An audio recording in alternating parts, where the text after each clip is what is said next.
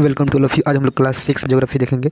NCERT geography है और ये 6 क्लास के लिए तो इम्पोर्टेंट है ही है, प्लस कम्पिटिटिव जितना भी एग्जाम होता है उसके लिए विशेष रूप से तैयार हम किए हैं। खास करके यूपीएससी पैटर्न पे ये नोट्स तैयार किए हैं। देखिए, पहला चैप्टर में सौरमंडल के बारे में चर्चा चलाया गया है, जो कि 8 सौरमंडल होता है। अगर दूरी के हिसाब से पूछा जाता है तो सूर्य से सबसे नज़दीक कौन सा होता है? बुध होता है। उसकी उसके बाद सेकेंड नंबर पर जो होता है, बुध को मरकरी कहा जाता है। फिर सेकंड नंबर पे होता है शुक्र होता है। थर्ड नंबर पे होता है पृथ्वी होता है। फोर्थ नंबर पे होता है मंगल होता है। फिर सबसे बड़ा ग्रह और फिफ्थ नंबर पर जो है वो बृहस्पति ग्रह होता है, जुपिटर होता है। फिर शनि ग्रह होता है 6 नंबर पर। 7 नंबर पर होता है अरुण। 8 नंबर पर वरुण। आकार के अकॉर्डिंग पूछा जाता है, ज़्यादातर पृथ्वी पूछा जाता है और बृहस्पति ग्रह। तो पृथ्वी आकार के अनुसार 5वां नंबर पे आता है और बृहस्पति आकार के अनुसार पहला नंबर पे आता है। नीचे देखेंगे।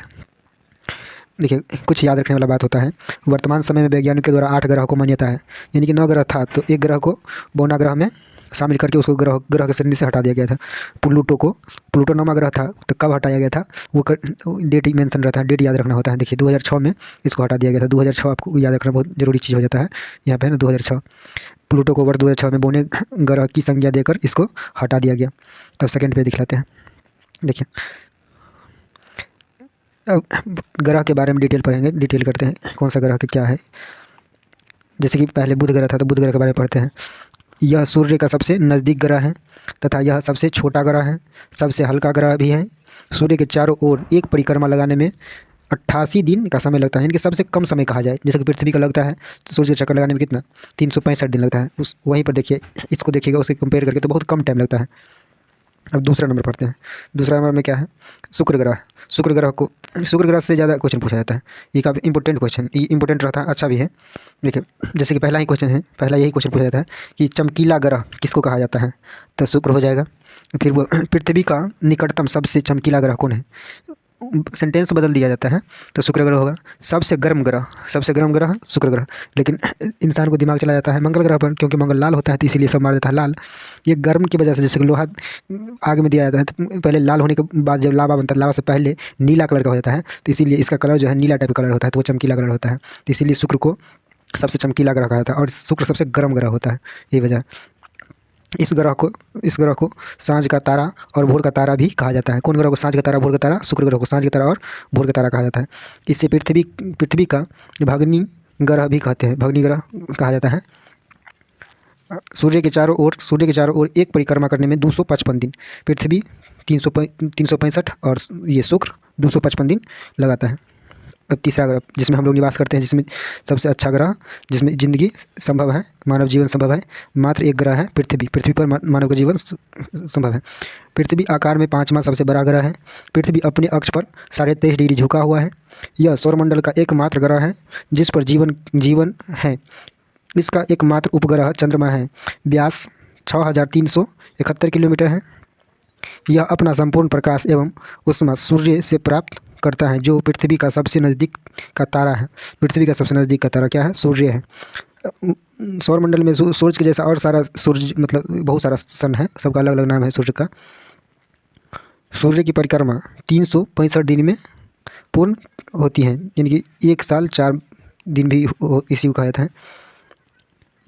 1 वर्ष 14 दिन। अगला ग्रह देखते हैं। देखिए, मंगल ग्रह,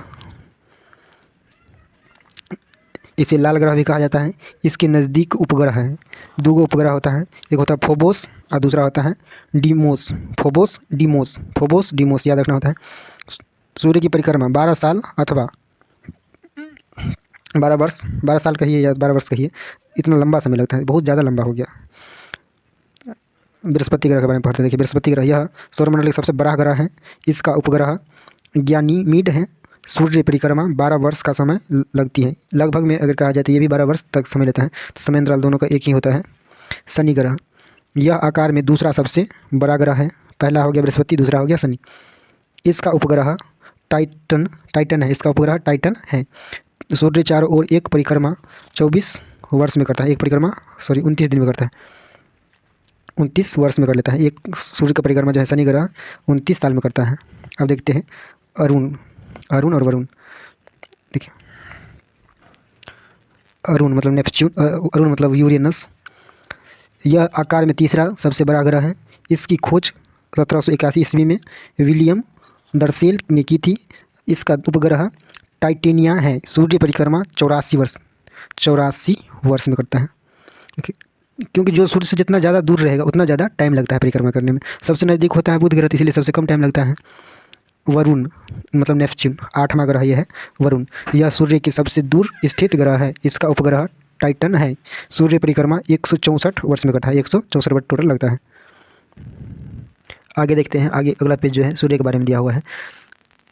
इसे सूर्य को सौर परिवार का मुखिया कहा जाता है। यानी सोलर सिस्टम का मुखिया जो होता है वो सूर्य कहा जाता है। सूर्य सौर मंडल के केंद्र में स्थित बड़ा तारा है। इनके केंद्र में बीच में सबसे बड़ा तारा है। यह बहुत बड़ा एक अत्यधिक गर्म गैसों से बना हुआ है। गर्म गैसों को गोला कहा जाए तो जैसे कि गर्म किस वजह से होता है, इसमें गैस पाया जाता है। कौन कौन गैस पाया जाता है सूर्य में? हाइड्रोजन पाया जाता है 73.46% पाया जाता है, मतलब 46 बोल सकते हैं। उसके बाद हीलियम के लिए 24.85% पाया जाता है। ऑक्सीजन के लिए 0.00, ऑक्सीजन में तो देख रहे हैं बहुत कम पाया जाता है। और कार्बन भी बहुत कम पाया जाता है, 0.29 ही % पाया जाता है। तो हाइड्रोजन सबसे ज़्यादा होता है, जिसकी वजह से यह काफ़ी ज़्यादा गर्म होता है। इसका खिंचाव बल जिससे सौर मंडल को बांध रखता है, इसमें खिंचाव बल होता है जिससे यह क्या करता है, सौरमंडल से सभी ग्रहों को बांध के रखता है। सौरमंडल के लिए प्रकाश एवं ऊष्मा का एकत्र स्रोत है।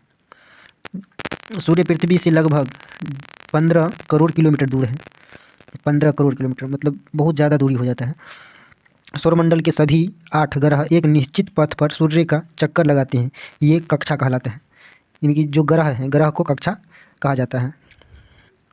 और याद रखने वाला ये बात है, भूमि का भाग। पृथ्वी जो ध्रुवों के पास थोड़ी चपटी है, इसके कारण इसकी भूभाग कहा जाता है।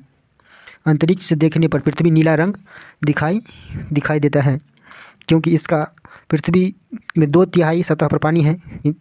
यानी कि 29% ही ज़मीन है और 71% क्या है, पानी है। तो ज़्यादा पानी होने के कारण इसको नीला ग्रह पृथ्वी को कहा जाता है।